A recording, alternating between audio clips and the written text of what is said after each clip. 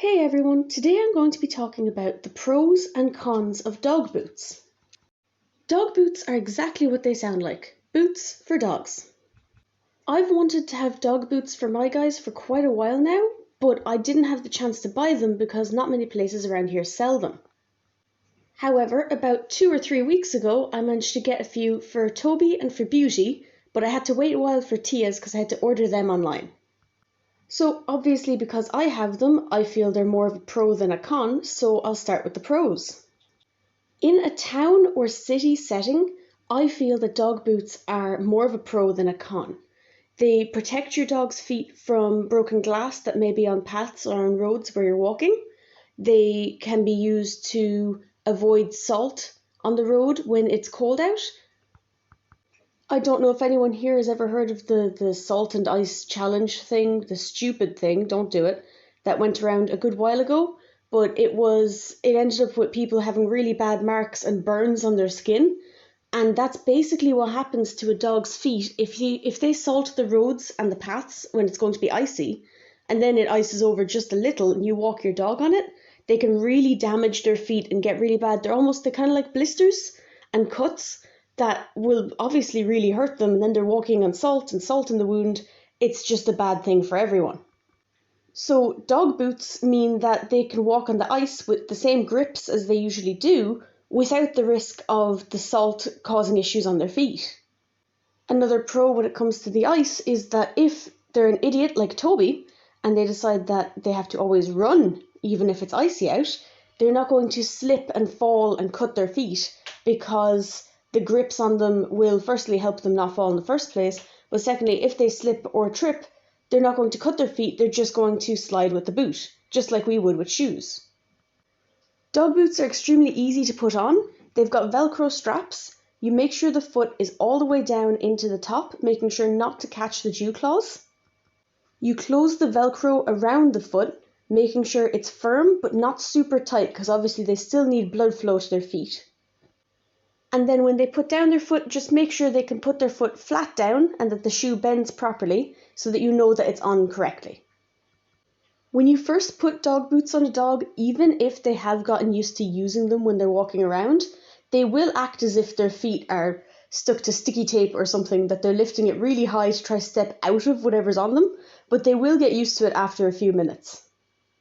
The boots I got Toby only had one Velcro strap, I don't know if you'd noticed, and they're much more, shall we say, durable, because Toby's an idiot and will run into things.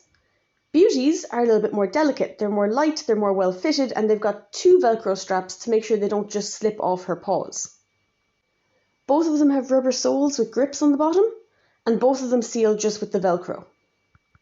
The next pro of these boots is the fact that if they're outside and they cover their feet in mud, when you get back inside, you can just take off the boots and your dog's feet are clean.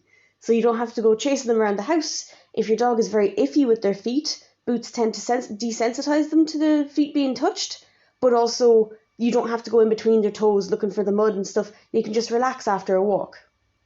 Like I said before, a couple of minutes of wearing them and they'll run around as if they're not wearing them at all. This was a very icy day not too long ago, about a week ago, and it was lethal, to be honest. That's why I didn't move around much when videoing. But Toby still just sprinted around everywhere because smart. He slipped a good few times. One of them ended up putting a little scuff on one of the boots, but his feet were obviously fine, his nails were fine, nothing was damaged, so I'm going to count that as a win. The exact same with Beauty. You can see that she's not being as awkward as she was when they were first put on. She's able to walk around fine, she's able to run a little bit, and hers are a lot more slim fitting to her, so it sometimes looks like she's not wearing boots at all. One last pro is in the summer months, tarmac and such can become very hot. Now, you should never walk your dog in the middle of the day on a really hot day anyway, but for example, in the evening time when the sun is no longer at its peak after say 4 or 5 p.m. and you decide it's time to take your dog out, the roads and paths can still be quite warm. So if they've got boots on, they're not going to have to worry about that. You're not going to have to worry about them being uncomfortable or hopping from foot to foot or potentially getting burned. Because of the fact I only got these a couple of weeks ago, I only have footage of them in snow and ice conditions, but I'll move on to the cons. The number one con I can think of is the fact that if your dog is wearing boots, they will not wear down their nails.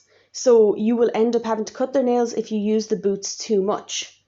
The way I personally combat this is when the dogs are wearing the boots for a while, when we get home where I know there's no salt and where I know it's been de-iced and it's safe for them to, I take the boots back off and let them have a bit of run on a bit of concrete or on a path.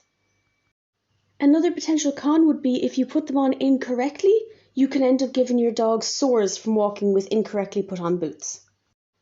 To remove dog boots after being outside, take off the Velcro part, pull the boot straight off, and make sure to check in between all toes and in between all the pads to make sure that you did not put it on incorrectly or that they didn't get something inside the boot like we would get a little rock in our shoe.